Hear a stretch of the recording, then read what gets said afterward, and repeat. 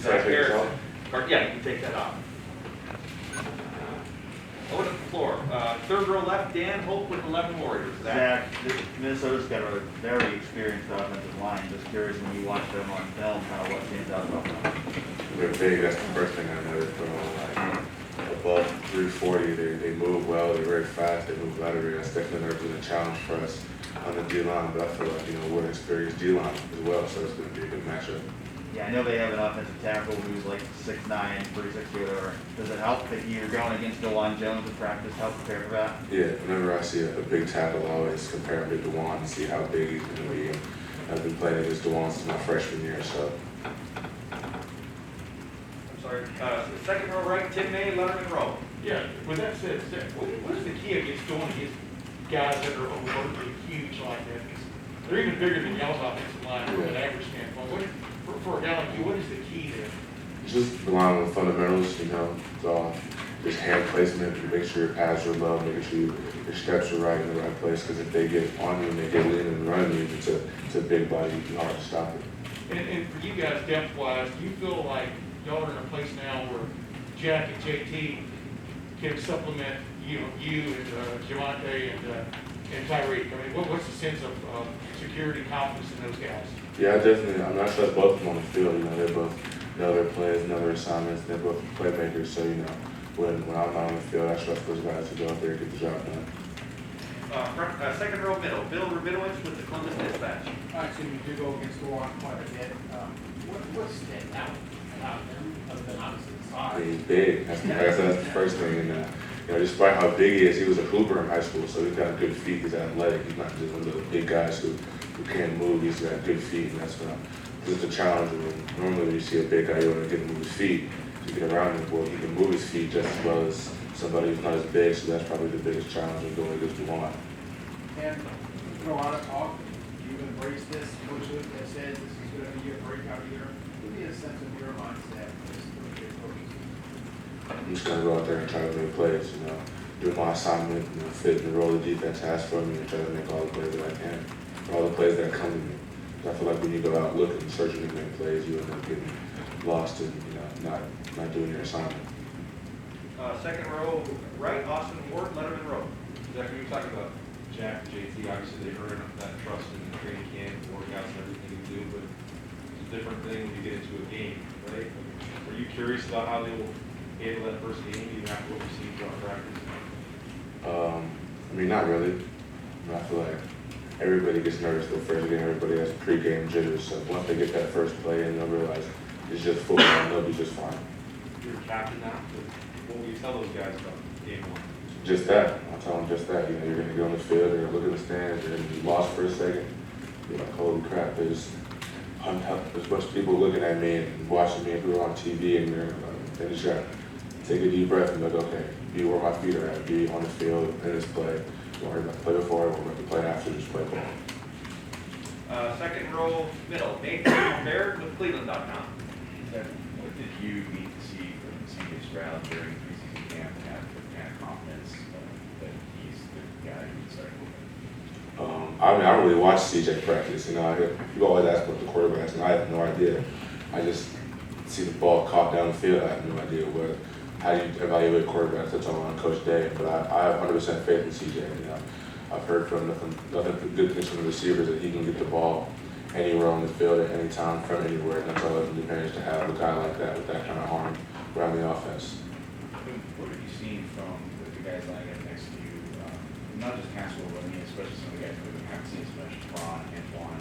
Where do you see them getting ready to play on Thursday? Yeah, those guys made a big jump, this season. Especially Antoine. I'm most proud of him. He stepped up not just as a player, but as a leader. He's a guy that even I look up to. And it's like, okay, if I'm having a bad day, Antoine, he's a guy who will hold me down if I need somebody that, just like Antoine, like this going on. That's the kind of guy I can rely on. On the field wise, he's taking the next step. He's dominant in the run game. He's a good pass rusher. Same goes with Teron. Teron's one of the most physical people at the point of attack on the line of scrimmage that we have. He loves contact. He loves fitting guards and setting the edge, and he also is a good pass rusher who can make plays on both aspects. Second row left, Stephen Means with Cleveland.com. Zach, just because of where you went to high school, this was probably a significant step up in competition when you first got here. What was the hardest transition you had to make, just going from Owen to coming here, even if you were a highly rated guy? Really everything, you know, everybody's bigger, faster, stronger here, so that's something that I had to work on. You know, coming from Orange, I was the biggest, fastest guy on the field, and every single game I played, and I stepped for the field the first time here, and I'm none of those things. So that's when I really had to rely on my technique and my fundamentals, you know, to make sure my physical gifts do maximize. How hard do you actually have to go in high school when that's the case? It's like, I always went hard. I always went hard. Front row, middle, Joey Kaufman with the Columbus Dispatch. Zach, one of the things Charlie mentioned was, about Mike Williams is giving you a good scout for their running back, older, smaller guys. Is there a challenge to go against a guy who's that small, 50 running behind like a big offensive line and trying to identify him? What's kind of like the challenge of that kind of stuff? Yeah, he's from what I've watched on film, you know, he's an explosive guy. He's good at finding holes and good at finding little seams, and that's something that is a challenge for us. We just got to make sure that we're gapped out, we keep our eyes disciplined, and don't let him have any lanes to run through. Fourth row left, Jacob Benke with the Lantern. Hey, what's up, Zach? So Ryan was talking about starting the season off against the conference opponent. I'm curious, have you noticed maybe a heightened sense of importance or emphasis on starting the season well against the conference opponent? Yeah, Coach Day definitely emphasized that, you know, early on.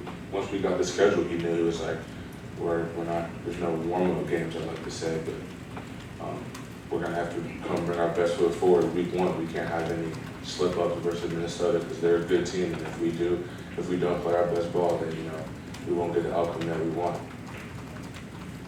Anything else for Zach? Yeah. Second row right, Jim May. That's it. Ryan Day spoke on this. I'm just wondering from a player standpoint, you guys are picked 3 or 4 in the nation right now in the polls, et cetera.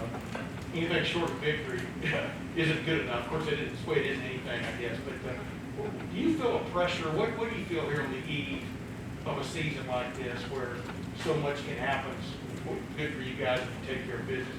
You know what I mean? Does it manifest itself from a pressure standpoint? Just try to go 1-0. That's what Coach Day talks about.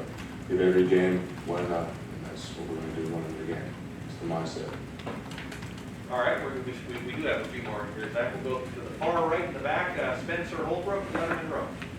Zach, now that the season is here, how exciting is it for you as a captain, a guy who's seen Javonte grow, to finally get to see him out on the field again? And, that's wonderful. Yeah, Monte is probably taking the biggest jump that anybody else seen in the room. You know, the 2 weeks we had during camp, I watched him just evolve as a pass rusher, get more comfortable with his body. And, you know, he's doing things that I learned from. I'll be sitting in my house watching film and watching him make a move, and I'll be watching that move frame for frame to figure out how he did it. It was actually one of the moves that I actually enjoyed using. I learned from Javonte. I saw him hit it one time in practice, and I was like, bet Javonte, like, after practice, show me how you did that. And I thought that'd be a good move that fits my skill set. And we did that, and we collabed together, and you know, I added that to my toolbox, and we did the same thing as back and forth being Javonte.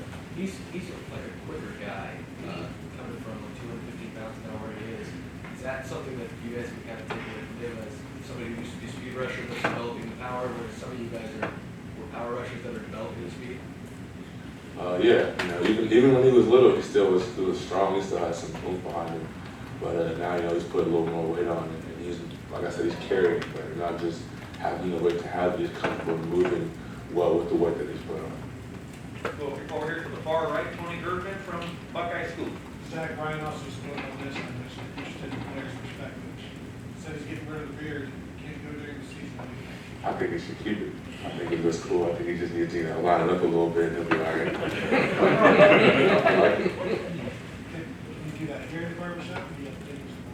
I can't cut it anyway. I don't like to cut nobody's hair, but he probably has a barber, special cut hair barber that only is allowed to cut his hair. We will go third row right, Jeremy Birmingham with Letterman Row. Zach, obviously you, Javonte, a lot of you guys on the line have been described as like big jumps from last year to this. Going into the season, where do you feel like is still the next step that you have to take to be what Ohio State fans have gotten to recognize as, you know, Personally, like myself, Yeah, you and, I mean, now that you're captain and the leader of the group as well, how do you see that? you just gotta put on the field. You just gotta go out there and play versus another opponents like we do in practice. And if we do that, it's gonna be fun to watch and fun to play. And we got last questions coming from third row left, Doug Maurice from Cleveland.com. Zach, I think sometimes we talk a lot about development with guys who are maybe lower rated recruits when they got here, and sometimes we think five-star guys are just about talent. But could you just talk about your developmental process as a guy who has a lot of talent, came in with a lot of talent, and what you've done to get where you are now as a player entering year 3? Well, one thing, I think a lot of people put too many emphasis on the stars. You know, like once Coach Mick always says, once you get here, you're at the 0 stars. You're back to ground zero. So all that 5-star, 3-star, 4, it doesn't really matter once you get here. It's just who's willing to work. Because once you get here, everyone's talented. Everyone can play football. It's about who puts in the most work in the weight room, who's dedicated to their technique, their fundamentals, who takes coaching well, who's able to adapt to this next speed of the game. And what have you been happy with sort of what you've done as a player, the work you've put in as you've gotten better each year? Mm-hmm. Yeah, I definitely see myself get better. I've noticed that things freshman year that I couldn't do, I can do now because of the hard work. And there's still some things that I need to work on, obviously, and those are in the back of my head, and I'm working on those every day. But you know, I'll go back and I'll watch freshman year tape of myself and be like, okay, the process is working. I'm getting better, I'm improving, and I feel like I'm more comfortable and confident in my ability to make plays. And actually, Zach, we got one more. Far right, play hall. One inside the beard question, have you noticed how quickly he can grow a beard? Honestly, I don't really pay too much attention to Coach Day's beard. I'm too busy focused on growing mine. Don't laugh. It's good, man. It's a process, but I'm working on it. Zach, I have a question. Do you notice anyone else's beards that look really good?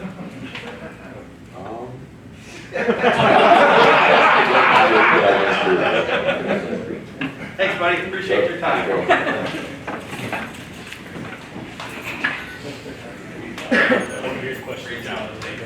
That was kind of a leading